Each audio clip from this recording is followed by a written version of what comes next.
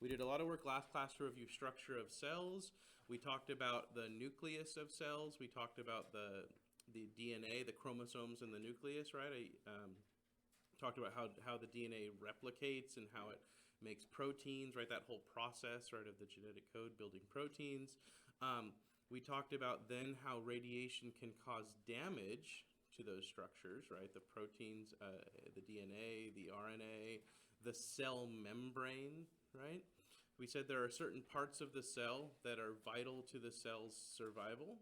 Okay, we called these target molecules, right? And we talked about this idea of target theory. There are certain molecules critical to the cell's survival, designated as target molecules.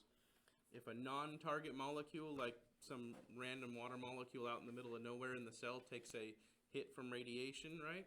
It's not that bad, but target molecules such as the DNA or RNA of the cells, if those take a hit from radiation, that leads to irreparable damage, right? Irreparable damage, okay?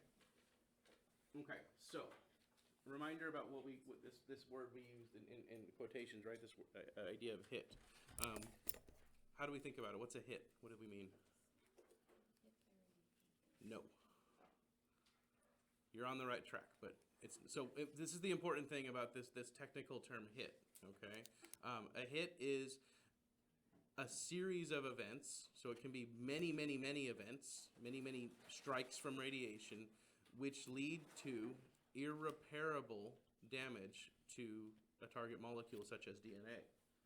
So a hit, unrepaired, functional damage to a chromosome, resulting in deactivation of a portion of the genetic code. It's damaging part of the DNA, part of the genetic code so badly that it can't do its function anymore. Whatever, remember the role of the strand of DNA is to build what?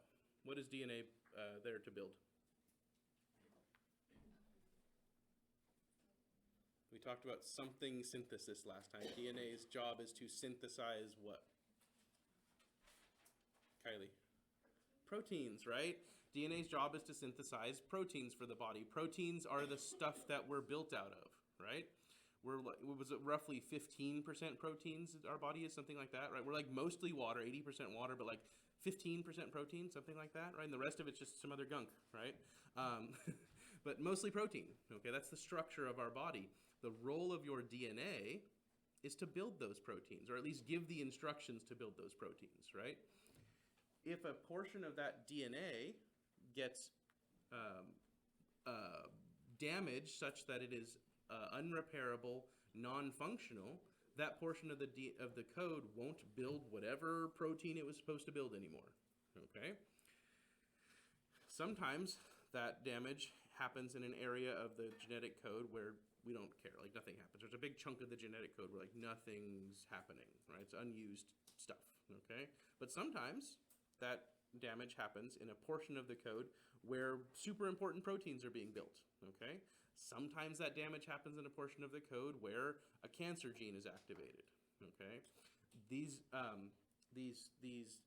events, these hits, what's important to remember here is that the idea of these hits, these unrepaired damage to the chromosomes, can be lethal to the cell's survival. Okay, and if enough of these events happen, enough of these hits happen, you get many cells damaged, right? And you end up with whole body organism effects, system wide, right? Whole organism effects, which we're about to talk about in this upcoming section here. Okay, so importantly, a hit is not a single ionizing event. It's not a single photon hitting a single atom and breaking that atom, right? It's not a single alpha particle hitting an atom and breaking it, right? It is a series of these events, some of which might be ionization of water around the DNA, right? We talked about how you can, it's much more likely to have a direct effect, it's much more likely to have an indirect effect, right? For radiation to strike water than it is for the radiation to strike the DNA. Just briefly, why is it way more likely for radiation to hit water than the actual nucleic acids? Yeah.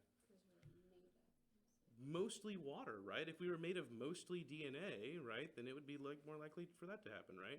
We're about I never remember the numbers exactly, but it's like 1% nucleic acids our body is, right? We're like 99% other stuff, about 1% nucleic acids. So you got like a 1 in 100 chance of actually hitting the DNA directly, right? It's much more likely that radiation, when it's striking the body, will strike the water around the DNA, okay? But then we went on a whole course of like, here's what can happen when the water gets ionized, right? We talked about making free radicals, ions. We talked about making hydrogen peroxide, right? And all that can destroy the DNA if this is happening close enough to it, okay? Okay, so the hits are unrepaired functional damage to chromosomes. We worry about those functional damages to chromosomes because chromosomes give the instructions for the cell to build stuff, okay? Sometimes that stuff is for the cell itself, sometimes it's for the body. And if enough of these events are happening to enough cells because of enough exposure, we get system-wide effects, okay, whole body effects, okay? That's the idea of target theory. Let's briefly talk about what kind of damage happens to chromosomes, okay? There's two broad categories for chromosome damage. So you can either damage the rails of the ladder or the rungs of the ladder, right? So we talk about main chain scission, scission like scissor to cut, okay? And we talk about rung damage. Those are the two broad categories of damage. Main chain scission is a break in the rails, the vertical part of the ladder. A break in the sugar phosphate rails and their molecular structure. So you haven't like changed the code, you've just taken the ladder and broken it in half, okay? Now those two pieces of ladder, they're like chemically reactive, they're like going to find something else and go plug into some other code somewhere else, okay, and sort of mishmash up the code, okay? That's bad for the cell. And then we also talk about rung damage, damage to the nitrogenous base pairs that make the rungs, the ACTG, right? Those four nitrogenous bases that build the actual instructions. We talk about damage to those. Anytime the damage, either A or B, is such that the code changes, that the order of the code changes, we call that a frame shift mutation. Frame shift mutations are any time that order of those that sequence of those nitrogenous base pairs changes. It's a frame shift mutation. You think about them, I mean, you've heard about them your whole life as just being called mutations, right? That's what they are. They're just mutations, but the technical term is frame shift mutation.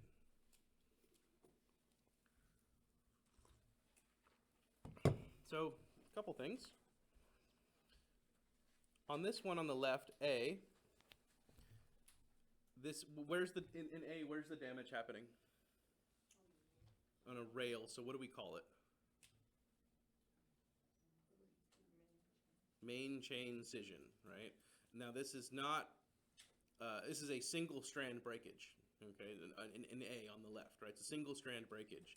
So if a single strand breaks, it's likely to repair, or no change is going to happen.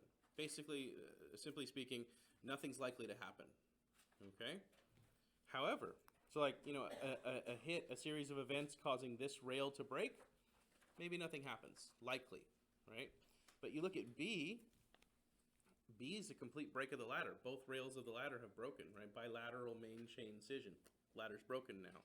Now those two broken ends of the ladder can now go plug on, attached to some other random spot wherever they chemically fit, okay? That can cause a frame shift mutation. So B, this one B in the middle, that can cause a frame shift, okay? And C is rung damage. It's a damage to one of the nitrogenous base pairs, okay? That can cause change in the code, okay? Because we've dropped a letter out of that code, okay? We've dropped one of the molecules out of the code, and now the code will read, instead of reading, you know, TCAT, it'll read TCA nothing, then A again, okay? It changes the information such that whatever it was, it's not translatable anymore. Okay. A is repairable. B and C, not likely repairable. Okay. So good, we've got that. We've got the idea of a main chain scission, rung damage. We've got the idea of a mutation when the code actually changes from one of those types of damage. The only one that is a repairable type of damage is the rail damage, the main chain damage that is single strand or unilateral. One side gets damaged. Okay. The double strand breaks are the ones that are bad. The rung damages are ones that are bad. That I showed you guys earlier. Oh wait, this is not the right one. I showed you guys, actually this is the karyotype I showed you guys earlier, just showing all 46 chromosomes in the body, bunch of X-shaped sausagey type structures. But then looking at this is a photomicrograph. By the way, since we did the lecture about stages of mitosis, what stage of mitosis can we see these chromosomes in? 4 stages for mitosis: prophase, anaphase, metaphase, telophase. Metaphase, good job guys. All right, so metaphase is where all the chromosomes line up. It's the equator moment where all the chromosomes line up along the equator of the cell, ready to split one side and the other, okay? So they always show up as a sausagey X-shaped thing during that time. This is when you can see chromosomes. But all of these chromosomes are taken from cells that were damaged from radiation. And notice how they're not looking exactly like they normally look, right? We've got pieces breaking off, right? Chromatid breaks, chromatid lesions, isochromatid fragments, just pieces of chromosome, translocations, things being put in different spots, like this whole strand is out of place from where it normally is. Double chromosomes, these 2 chromosomes getting attached together at their ends, rings being produced, little quadriradius chromosomes where there's like 4, like a little starfish thing. The point of them is that these are changes to the chromosomes that you can see, right, during the cell's stage of mitosis called metaphase. When it's ready to divide again, you can visibly see the damage. Okay. Good. So that's our last little thing we got to do about like the microscopic biological effects. Now we should have everything we need to kind of move forward and talk about whole organism effects. Before we do that, let's circle back around to, because a lot of this was to talk about cell sensitivity, right? We learned about the cells so that we could talk about how cells are more or less sensitive to radiation, right? We talked about, what's one thing that makes a cell more or less sensitive to radiation? Ooh, like a new one. Immature, undifferentiated, right? So immature or undifferentiated cells are more sensitive. The highly specialized ones are less sensitive, right? What's one other thing that controls sensitivity to radiation that's based on the cell? Yeah, you said that one though. That's it's young or it's old, right? Undifferentiated or specialized. So age of the cell matters. What's the other thing? What do cells do? They live their life, and before they die, because they don't die, what do? Well, some die, but they mitose, right? They split. Okay. The rate of mitosis matters, right? A more rapidly dividing cell is more susceptible to radiation than a cell that never divides. Okay. These are factors that affect a cell's sensitivity to radiation, right? And these are cell-based factors. We're going to call these biological factors, okay? Things based on the organism that make the organism more or less sensitive to radiation. What were the 2 groups of scientists we talked about? We talked about one important, two scientists. They were the main ones in the chapter. They talked about cell sensitivity. They're the ones that said young cells and rapidly dividing cells are more sensitive. You must remember their names. Do your best. Call them BNT, the law of BNT, Bergoni and Trabando, okay? So I don't care if you can pronounce it, right? If you can recognize it on a piece of paper, I'm happy, okay? I don't care about pronunciation, By the way, if somebody tells you something and they pronounce it wrong, right? that's evidence that they likely learned that information by reading it, not by hearing it, okay? Which means they had their nose in a book at one point, okay? Which means they probably understand what they're talking about, okay? So mispronouncing something, I don't want to take it as a sign of intelligence, but it is a sign that somebody is doing the work, okay? Yes. Because, you know, if you're just reading it, right, you're going to pronounce it how your brain wants to pronounce it, or you don't even pronounce it at all because you're just, you know, sort of reading it, right? It's a little, you know, voice inside your head's pronouncing it. And until you have to pronounce it out loud to other people, right, you don't know if it's right or not, right? So yeah, mispronunciation's a sign that you guys are doing the work, okay? So if you tell me, I know what it is, but I can't pronounce it, I'm thinking you're doing the work, okay? All right, good. Anyways, so Bergoni and Trabando, right? They say young cells, they say rapidly dividing cells, more radiosensitive. I gave you guys another set of scientists, another two scientists about 20 years later who said a similar thing in a slightly different way. Do you guys remember their name? Ansel and Weidenberger, right? I remember them because it kind of reminds me of Hansel and Gretel. Nothing useful there, but it's just the words kind of sound similar, so that helps. Ansel and Weidenberger, okay? And they say a similar thing, but they just say that, like, the damage is only going to manifest when the cell goes to divide, right? They say basically all cells are equally susceptible. It's just when the cell divides, the damage will manifest. Cells that don't divide never manifest the damage, right? So they're sort of saying the same thing in a different way, okay? All right, good. So again, all of that preface is all biological. These are all things that are to do with the organism itself that affects its sensitivity to radiation. What I'm about to talk about are things that are physical, things that are ways the radiation can be different that affect how harmful the radiation is to the cell, okay? So these are in principle affecting cell sensitivity, but these are physical factors, okay? The first one is called linear energy transfer, or LET. Linear energy transfer is simply the amount of energy deposited over a distance. So the definition is the amount of energy deposited in tissue per unit path length of the radiation's travel. So to say it simply, right, the radiation, photon or alpha particle or beta particle, it's going to hit something, right? And it's going to travel some distance through the thing and then stop, okay? It starts with an energy, an amount of energy, and it ends with no energy, okay? And it traveled a distance through the body, okay? The distance over which it dumped that energy is the linear energy transfer, okay? So we'll put a unit to it in a moment here, but it's just the distance over which that radiation dumps its energy.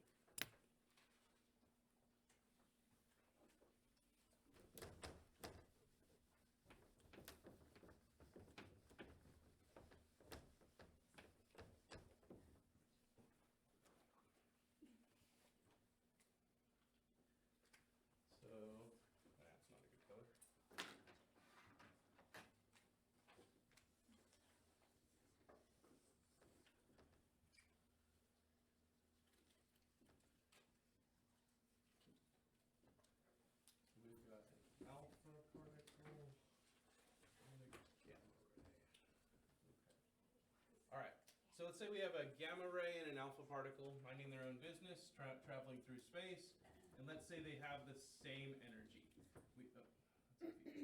Sorry guys, my V's look like U's. My bad. A, B. All right. So let's say they both, a gamma particle and an alpha particle, have the same amount of energy. Okay. The gamma particle has 100 kilovolts worth of energy. We talk about energy in terms of electrical energy. So kilovolt is the unit we'll use to express energy. Okay. And the important thing here is that the gamma ray has 100 kV, the alpha particle has 100 kV. Okay. And I'm not going to use real numbers right now. I'll put some real numbers, real like accurate distances here in just a second. But just to give you an idea, right? Let's see. 1, 2, 3, 4, 5, 6, 7, 8, 9, 10. Okay, so let's say we have a distance down through the body's tissue. Let's say starting at the surface, 0 centimeters, all the way to 10 centimeters down. Okay. If the alpha particle, and alpha particles we know don't travel very far through the body, right? So an alpha particle starting with 100 kV, how far, roughly speaking, is it going to travel? Like an order of centimeters? Like 1 centimeter. We're talking millimeters in distance, right? So maybe 1 centimeter maximum. So the alpha particle makes it down 1 centimeter, right? It's 1 centimeter in, and at 1 centimeter in, it is just stopped, okay? It has 0 kilovolt worth of energy now. Okay, it's run out of energy, in other words. Okay, it's dumped all of its energy, okay? The gamma ray hits the body surface and goes in and might travel all the way down. Let's say just for the purpose of argument, it stops at 10 centimeters in and now has that 0 kV worth of energy. So it loses all its energy at 10 centimeters in, right? The alpha particle started with 100, got in 1 centimeter, and went to 0 energy, okay? So it lost 100 kV per what unit of length? Centimeter, right? 100 kV per centimeter is the linear energy transfer for that alpha particle, okay? How much did this lose per centimeter? 10. The gamma ray lost 10 kV per centimeter. So we could say that the alpha particle's linear energy transfer is assuming we understood the units are kilovolt per centimeter, that's what I chose for this example. Okay, they might be kilovolt per micrometer, kilovolt per millimeter, whatever. It doesn't matter the unit you've chosen. But once you choose a unit to use, a unit of measure, right, like kilovolt per centimeter, there's your unit, okay? The number you come up with is the linear energy transfer, okay? So in this case, using this example, our alpha particle had a linear energy transfer of 100, okay? The gamma ray had a linear energy transfer of 10, okay? Which one is stronger? Which one is more effective at damaging? The alpha particle, right? Its linear energy transfer number is higher. It dumped all of its energy into a teeny little distance, 1 centimeter, right? Where the gamma ray took a full 10 centimeters to do that same thing, okay? That's linear energy transfer. So now, to complicate it a little bit, because we have to, the interaction might not just be a single hits the skin, travels down, and stops, okay? The interaction might be hits the skin, comes down, hits something, so it travels some distance, hits something, travels another distance, hits something, travels another distance, and hits something, right? You just need to add up all those distances as if they were one straight line, okay? Whatever the starting energy is and the ending energy of 0, right? However long it took it to do that, that's our linear energy transfer. So in this case, using real-world examples now, you have an 80 kV X-ray photon, which is pretty standard, 80 kV X-ray photons. We use those all the time. We set 80 kV on our machine all the time. And an 80 kV alpha particle. So now, again, like my example, these two start with the same energy, okay? The X-ray comes in, hits the skin, travels 6 micrometers, has an interaction, loses some energy. They show the loss of energy, as you notice how the little waves are kind of really narrow here, but they get longer and longer. They show a change in energy as a change in wavelength. We'll talk about that in physics, okay?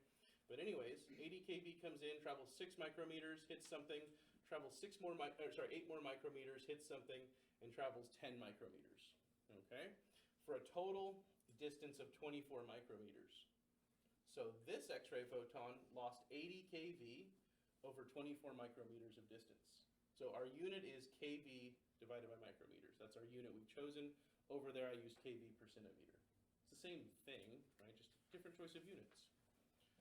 80 divided by 24 is 3.3. So 3.3 kilovolt for every micrometer of distance, okay? The alpha particle, hopefully you're getting it by now. The alpha particle took that same 80 kV and dumped it all over 3 micrometers. So 80 kV dumped over 3 micrometers of distance means you're losing 26.7 kilovolt for every micrometer. Does that make sense? Does anyone have any questions? That is linear energy transfer. So whatever the answer is here, whichever one, because you're usually using these to compare two of them, right? Whichever one has the bigger number, that's the one with, that is more effective, stronger, more damaging. Okay? Earlier, like in the very beginning when we did perspectives, right, Chapter 39, Part 1, radiation safety, we talked about how alpha particles have a radiation weighting factor, right, of 20, right? This is where that comes from. This is where that radiation weighting factor saying alpha particles are 20 times more harmful than X-rays. This is roughly where that comes from. The fact that they have a higher linear energy transfer than X-rays do. Okay? All right, good. Hopefully that helps with the linear energy transfer idea. And okay, so by the way, you don't have to like do this. You don't have to like talk about and track how far particles make it through the body because that's really hard to do, right, without specialized equipment. So we just know the numbers for these, okay? So these are the numbers. Let for diagnostic X-rays is roughly 3. This is kilovolt per micron being the unit. Micron is a micrometer. If that slipped past you guys, micrometer is a millionth of a meter. So 1 micrometer, the unit I was using on the previous slide, is 1 millionth of a meter, where a centimeter is a hundredth of a meter. So take a meter stick, chop it up into 1,000 pieces, sorry, 1 million pieces, and you have a micron.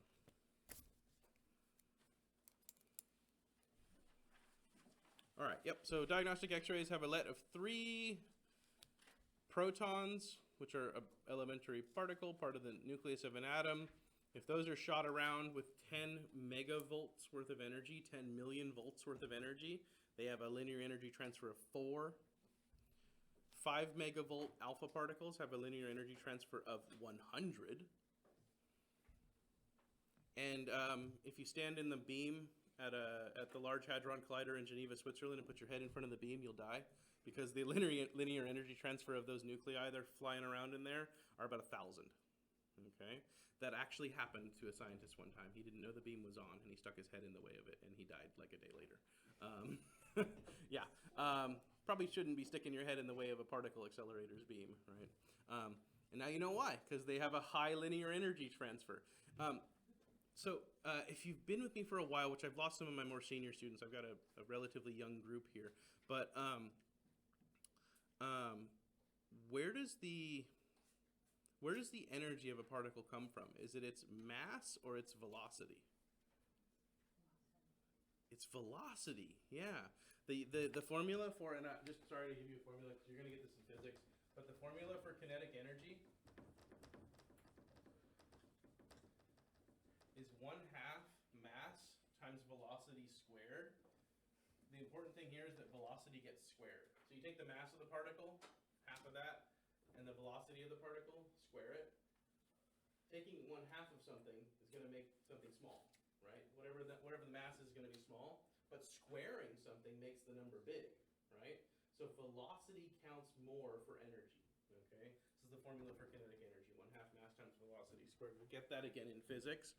The point is that it's the speed, the velocity that something's traveling at that gives it its energy, okay? When we say a 5 megavolt alpha particle or a 10 megavolt alpha particle, they're both still alpha particles. Take a 10 megavolt alpha particle and a 5 megavolt alpha particle. Both of them, if they stand still, they're just an alpha particle. Okay, 2 protons, 2 neutrons. That 10 megavolt, 5 megavolt is how fast it's traveling.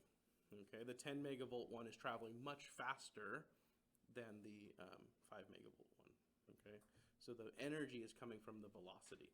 So when we say heavy recoil nuclei in a particle accelerator having a linear energy transfer of 1,000, that's because those particles are traveling like 99.99999 the speed of light.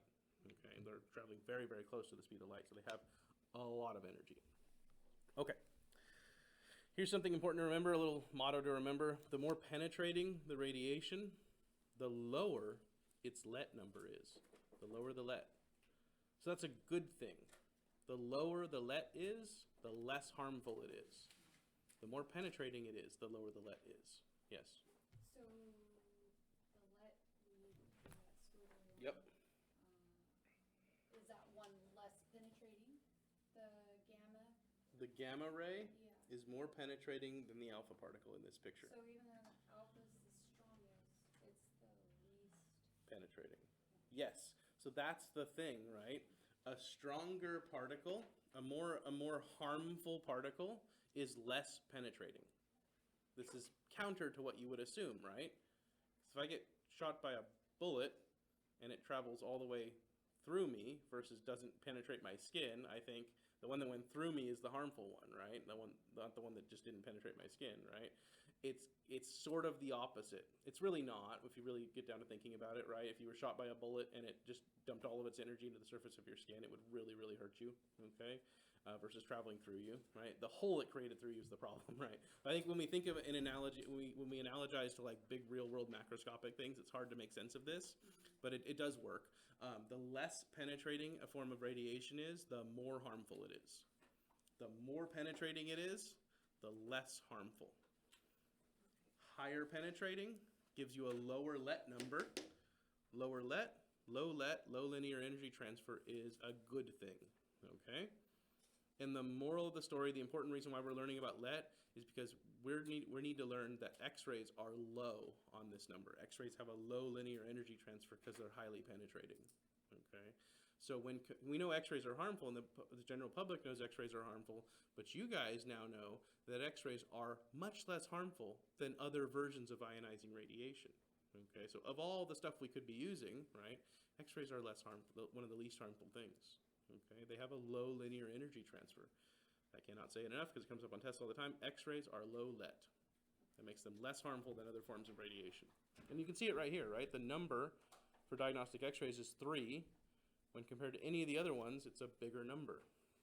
The other ones have bigger numbers. Okay. You guys feeling okay with linear energy transfer? All right. We'll probably circle back around to it on my review talk. Let's talk about the next one, relative biologic effectiveness. This kind of goes hand in hand with LET, but it's a different way of measuring something.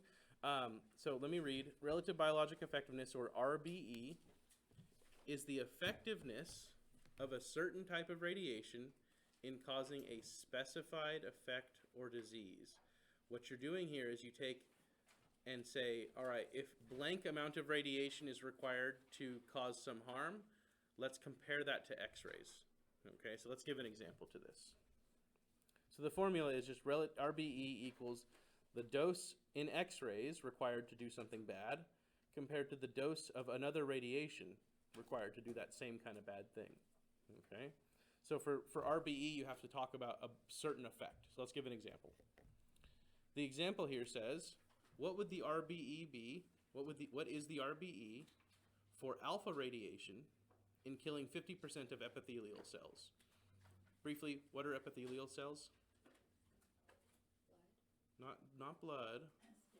Skin and all of the linings to inside and outside of all of your organs, inside and outside of inside of blood vessels, inside of your breathing tube. Epithelial cells make the linings for your body. Okay, so the lining cells. Okay, so you talk about how much radiation would it take for alpha radiation to do this, and how much radiation would it take for X-rays to do this? Okay. So experimentation shows that it takes 2 grays of alpha particles to kill 50% of epithelial cells in some organism, probably a rat, right? That's what they like to experiment on. Okay, so it takes 2 grays worth of alpha radiation to do this, but when the same cells are exposed to X-rays, it took 6 grays to do it, okay?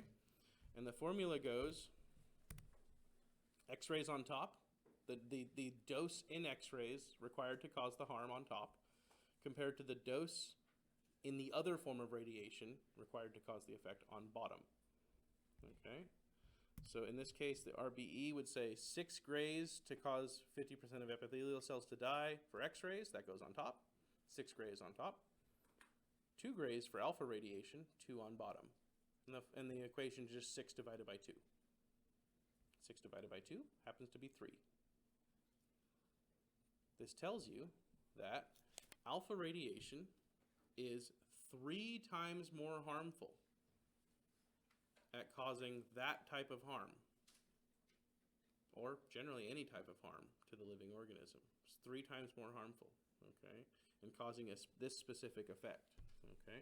Again, it took 2 grays in alpha radiation to cause the effect, but it took 6 grays worth of radiation if you used X-rays instead. Okay? You needed to use more X-rays, and you needed to use exactly 3 times more X-rays to cause that same effect when compared to alpha radiation. That's RBE. Okay?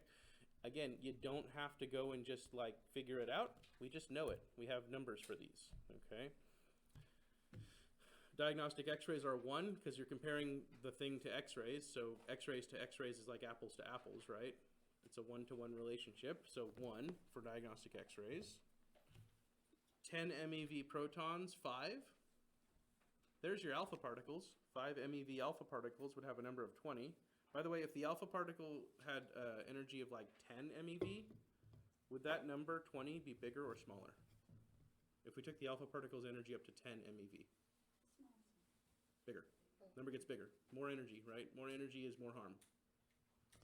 So 10 MeV alpha particles would cause more harm than 5 MeV alpha particles. Now, whatever their RBE is, I don't know. You have to do the experiment. But anyways, it's 20 for just general alpha particles. That's where the number is, again, showing up again, where that number 20 times more harmful comes from. It comes from the idea that alpha particles are 20 times more effective at causing some version of damage when compared to X-rays. And heavy recoil nuclei have an RBE of about 30.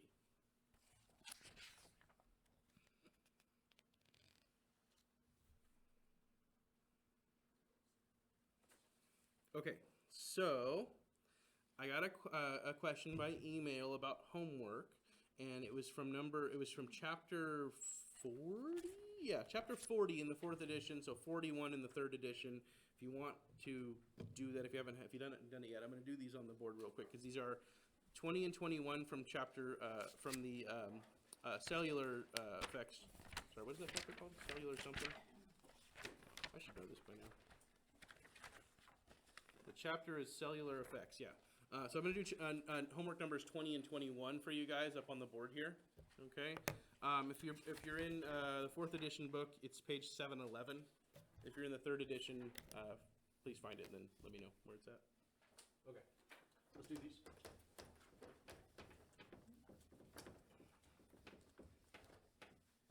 So these are 2 homework questions asking about RBE and linear energy transfer. So I'm not going to write the whole thing up on the board, but it says an 800 K. It's number 20. It says an 800 kV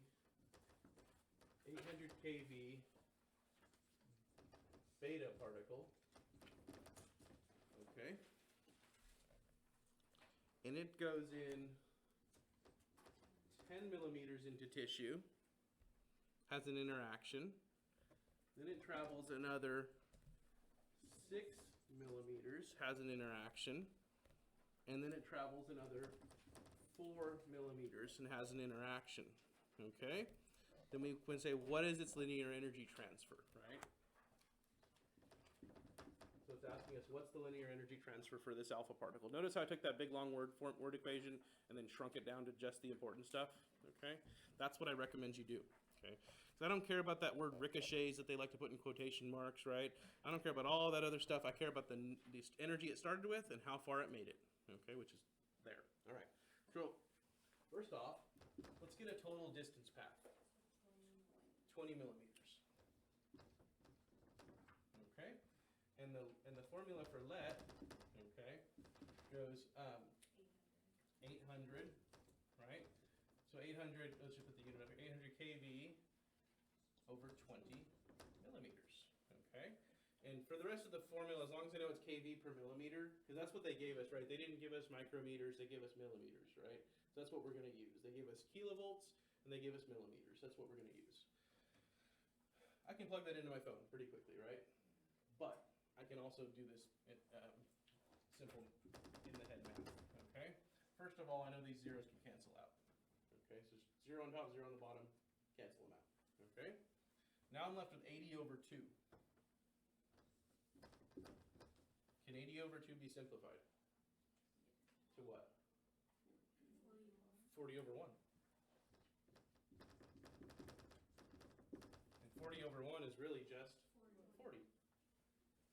So thing up here, the let equals 40, and then 40 what? kV so our answer is 40 kV per millimeter for that energy particle traveling that distance. Up until you showed the formula, I divided it by 3, so that makes a lot more sense. Oh, good. Okay. All right. Good. Yes. Good. All right. So yeah, it's just taking the energy it started with and saying it, how long did it take? How much distance did it cover to dump all that energy? That's lead. Okay. Questions here? All right. Good.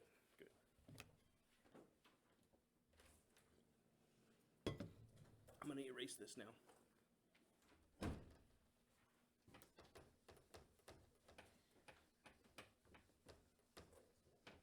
And the units are arbitrary. Like, we can choose any units we want. We could also convert into other units too if we really wanted to. We don't want to, but we could convert into other units too if we really, really wanted to.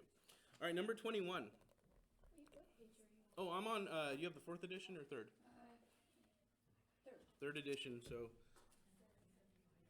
One more time? 773. Thank you. Yeah. All right. So that was the answer to number 20 if you needed help with that homework question. Number 21 says, suppose it is experimentally found that for 250 kV X-rays, a threshold dose of 21 grays is required to cause epilation or hair loss. So for X-rays, we say epilation, which is hair loss, at 21 grays. Okay? So X-rays have cause hair loss at 21 grays. For beta radiation, okay, the same effect, so epilation, that happens at 16 grays. Okay? And then it says, what is the RBE for beta radiation? All right? So you're just taking and comparing the type of radiation you want to compare, beta radiation, comparing that to X-rays. Okay? So it's asking you, what is the RBE? And we just did the RBE formula, right? So RBE equals the dose in X-rays over the dose in the other form. Other, right? Good. So 21 on top for X-rays, 16 on bottom, and then I can't do that in my head, so we're just going to go to our phone, wherever the phone's at. I don't have my phone in here. Somebody do that for me real quick. 21 divided by 16. I only put 1.31, but I didn't put like the whole answer. That's fine, because that is the answer. Yes, I think as long as the answer is 1.31. Yes. Is it? Yes. All right. So RBE. 1.31 like that. Okay, that's the RBE. Okay, for this energy, what did they give us? They actually didn't say. They say for a beam of beta radiation. They don't even tell you the energy of the beam. They're just saying we have a beam of beta radiation. We used it. It took 16 grays to cause hair loss. Okay, so we have 16 grays for beta radiation, 21 grays for X-rays. 21 divided by 16 is 1.3. What do we know now about the beta radiation? Is it more or less harmful than the X-rays are? More harmful, right? One, even if you don't do the formula, you see that the beta radiation caused the same harm with less radiation, less a total amount, right? But then when you put a number to it, 1.31, okay, is really telling you the beta radiation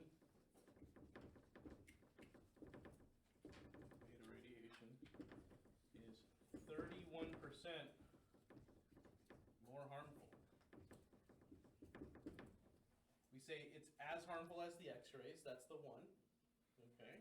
And the 0.31 tells us it's an additional 31% more harmful than the X-rays are. So, okay? So that's it. That's what you're taking away. 31% more harmful. That's what the use of learning that is. Okay? Does that help with the RBE stuff? Good. All right. I like when you guys, I really appreciate when you guys let me know that you're having problems. I don't appreciate you're having problems, but I appreciate when you let me know you're having problems with your homework so that I can talk about it up here and hopefully clear it up, because I bet you once it's talked about, it like clears up a little bit and you can start to answer more easily. Okay, good. All right, let me finish a couple more things here. Then we'll take a short break and we'll move on.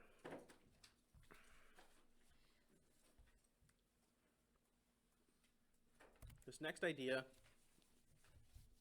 again, let RBE, this one dose rate.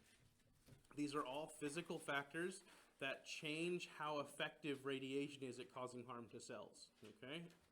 We learned high let is bad, a high RBE number is bad, right? Now we're about to learn about dose rate. The dose rate says there's a dose of radiation. Oh, real quick, let me backtrack. Not even get before I get into this. When we take an x-ray in the x-ray room with our patients, if you've been with me, you've done this, we set an exposure time, right? A time for exposure. To minimize the chance of patient movement, or to minimize the possibility you need to retake x-rays due to motion, do we choose a long exposure time or a short exposure time? Short, okay? And why do we do it again?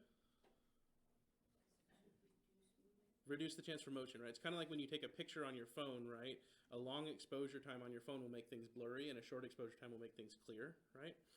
Similarly, in the x-ray room, a short exposure time makes the x-rays less of a chance for the patient to move, okay? So the clearer image, okay? I'm about to completely contradict that, okay? So it depends on, if you ask me, should I set a long exposure time or a short, I'll ask you, are you doing this for the image or for the patient, okay? And you gotta balance these things, right? Turns out that the short exposure time we use to minimize the chance of motion is actually worse than if we had used a longer exposure time with regard to damage that's caused, right? It is, so just to give away the answer, it is better for radiation to be given over longer periods of time than over shorter periods of time for the patient, for the organism, okay? That's the idea of dose rate, okay? Dose rate is directly related to the effect on the organism. So let's give some examples. This is, the reason why we choose the short exposure time over the long, and we don't really care about this for diagnostic x-rays, is because the doses we're using are very small, okay? But even a very small dose, this dose rate idea still is there, it matters, okay? Even though it matters just a little bit, it still matters. Let's give the example using radiation therapy, because in radiation therapy, using targeted radiation doses to destroy cancers, we use large amounts of radiation. We use such large amounts that if given all at once, it could cause serious harm or even life-threatening harm to people, okay? So we really have to actually think about it in these contexts. All right, so this example, 2 patients receive a 500 milligray treatment. To put that into perspective, if given to the whole body, how much radiation could cause death? Like what amount was the threshold for death? 1 gray, right? So 500 milligray is what? And how much compared to 1? It's half, exactly. So this is, we're about halfway to the death, the lethal threshold, okay? Not the definitely will die threshold, but the possibility for death is there at about 1 gray. And you'll learn 500 milligray is not insignificant. It can cause serious problems in the body, okay? So we'll be talking about those in pretty soon here. Anyways, 2 patients get 500 milligray in radiation therapy. Patient A gets that dose over 20 minutes. Patient B gets that dose over 10 minutes. So patient A gets 500 milligray over 20 minutes. 500 divided by 20 is 25 milligray per minute. So that's its dose rate. That's the dose rate for this patient, 25 milligray per minute. Patient B got the same amount of radiation, 500 milligray, but over 10 minutes time. So a shorter time. 500 divided by 10, 50. So patient B got 50 milligray per minute, and patient A got 25 milligray per minute. Whoever gets more per minute had a higher dose rate. Okay, it's kind of like driving your car miles per hour, right? The bigger that number is, the faster you're traveling, right? And the more harm that can be caused if you crash, right? Traveling 5 miles an hour versus 500 miles an hour, right? There's going to be a big difference in what happens when you hit the wall, right? Similarly here, receiving a high dose of radiation over a short period of time is worse than receiving a high dose of radiation over a long period of time. The dose rates matter. even though the total dose was equal, patient B is more affected. It's more harmful to the patient. To put it in another word, acute exposure is always more harmful than gradual exposures. It is more harmful to have short exposures than long exposures for some given amount of radiation. Now there's two ways that we think about this idea of dose rate, okay? We call these protracting and fractionation. These are two ways to think about it. Now protraction is just taking the amount of radiation they need to receive and stretching the, sneeze, sorry. Excuse me. Taking the amount of radiation they need to receive and stretching it out over a long period of time. And fractionation is chunking it up into small chunks. So let's talk about this. Protracting. The idea of protraction is taking a dose that they need to receive. This is usually best thought of in the context of radiation therapy. Diagnostic x-ray is just taking pictures in the x-ray room. We don't really have to think about this, but you guys are going to be x-ray techs. Hopefully some of you want to go on and be RTs, so we got to have this idea in our head, okay? Protracting is take a single dose and extending it over the longest period possible, okay, to make it still effective, but the longest period possible. So protracting reduces the dose rate for a given total dose, reducing the effectiveness of the dose. So two patients get an AP lumbar spine. That's pretty standard. We do AP lumbar spines all the time. Both use this total setting of 20 mass, which is a pretty standard amount of radiation. If you haven't seen mass yet, it's not telling you necessarily an amount of radiation. These are settings. It is setting the total amount, but the mass is not telling you an amount of radiation. It's just it's a way we make a setting on the machine to tell the machine how much x-rays to produce. Anyways, 20 mass. The number is what's important, 20. 20 mass worth of x-rays. Patient A gets the time setting 0.05, so 5/100ths of a second. Patient B gets a 1/10 of a second. So who has the longer time? Patient A gets 5/100ths of a second for their exposure time. Patient B gets a 1/10 of a second. Who's got the longer time is what I was asking. Jennifer? B. Good. B has a longer time, a 1/10 of a second, longer than 5/100ths of a second. Good.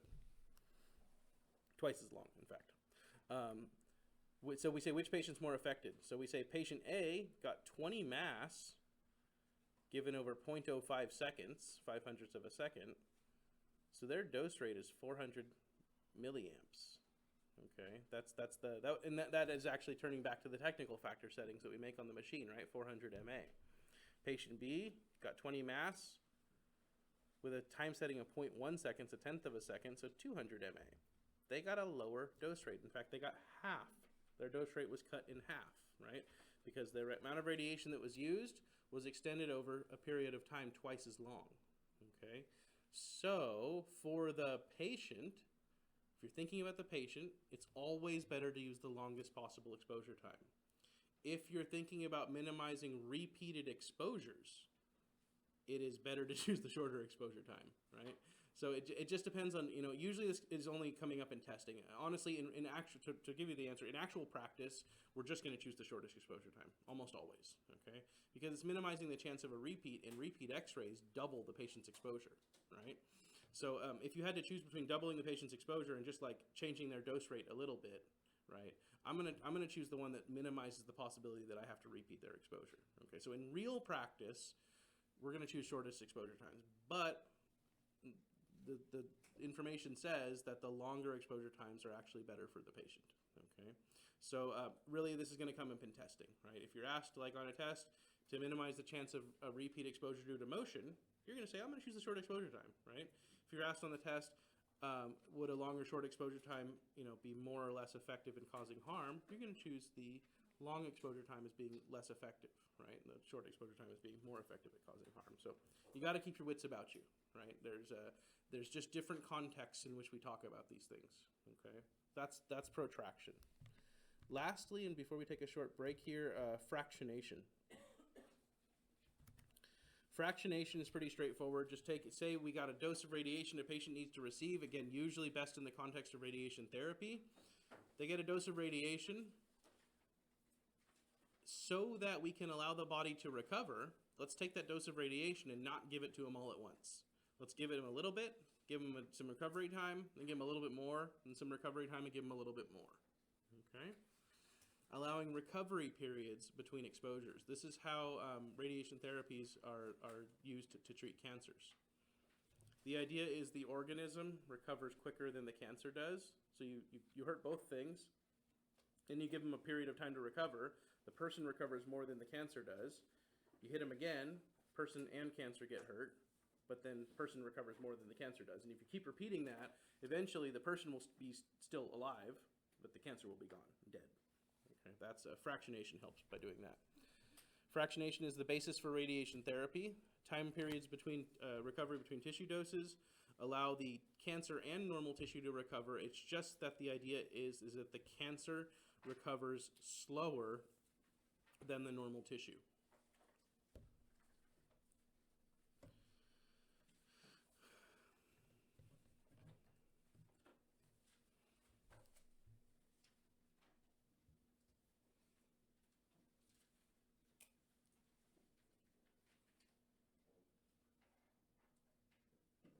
Here's a problem that we might come across in radiation therapy. It might be found that a patient has a cancerous mass, and it might be found that a dose of 4 gray or 4,000 milligray, so now we're past the threshold for human death, right? And in fact, you probably already know this, 4 gray is the lethal dose for 50% of the population, right? It's the LD 50/30, right? 4 gray, okay? This is the dose of radiation that if you get it, 4 gray, to the whole body, you've got a 50% chance of dying. It's a coin flip chance of dying, okay? Means high likelihood, right? So 4,000 milligray or 4 gray is the dose that would kill this cancer in this example, but it's also the dose that gives a coin flip chance of the patient dying, okay? So it's likely to kill the patient, right? And that's no good. If we kill the cancer, that's good, but if we also kill the patient in the process, that's not good, right? So let's try to kill the cancer without killing the patient. And the way to do this is take that dose and fractionate it, okay? But the problem is, when you start to chunk it up, because it's less effective when you chunk it up, you have to give them a little bit more overall. Their overall dose has to be more. So when chunked up into 10 doses, it's now going to require 6 gray total over that length of time to do the thing. But you've chunked it up now to where they're going to survive each of those exposures, okay? So now you take 6,000 milligray or 6 gray and chunk it up into doses, right? The patient will survive because of the recovery periods allowed between doses. That is 600 milligray between doses, not 60. But you get the idea, right? It's a typo in the PowerPoint. You get the idea, right? Take a dose of radiation that would kill the cancer, chunk it up. That dose now no longer kills the cancer when chunked up, so you've got to up it, right? You got to account for that chunking up of the dose, right? But then still, when you chunk it up and increase the total amount, each exposure will not kill the person and allows the person time to recover, and the cancer recovers slower, okay? They've put that on a graph for us. This shows 3 doses happening. Sharp green line shows the survival of cancer cells. The normal cells are shown as a dashed line, okay? So you start at dose 1. Everything's alive, 100% alive, okay? You give dose 1, and cancer cells and normal cells drop very low, down to some low number of cells alive, they drop down to some low number, okay? Now you've given dose 1, and you stopped, okay? Both the cancer and the normal, this is time, this horizontal axis is time elapsing. Both the cancer and the normal cells will begin to regrow, okay? But as you see here, the cancer cells started way up here, and when they regrow after the second dose, they're not making it back to 100%. The person is also not making it back to 100%, okay? But you see that the little dashed line is higher. At the time for dose 2, the person's doing better than the cancer is, okay? You give them dose 2, and unfortunately, you're going to hurt both things, the cancer and the person, right? So after dose 2, Person comes down to some low number. The cancer comes even lower though. Okay? And now you're going to allow them time to recover. The cancer recovers, but never as high as before. The person recovers, but not as high as before. So they're getting hurt. They're both getting hurt, right? But eventually this is going to be over. That's the point. At the third dose, the cancer is gone, destroyed. All 100% of the cancer cells are now destroyed.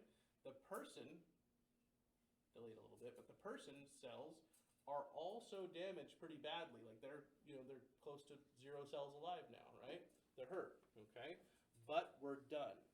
The treatment's finished. Radiation therapy's done. Now the body cells get to recover with no cancer around, okay? The idea is they recover eventually back to 100%, and the person is after some period of recovery time, now happy and healthy and cancer-free, okay? Now, they might have all these other long-term effects of radiation exposure, but at least they're cancer-free now, right? Which we couldn't say before that treatment. And if we'd given them all of the radiation needed to kill the cancer all at once, they probably would have died, okay? So we have to fraction it up. That's fractionation. Okay, let's take a short break. Been about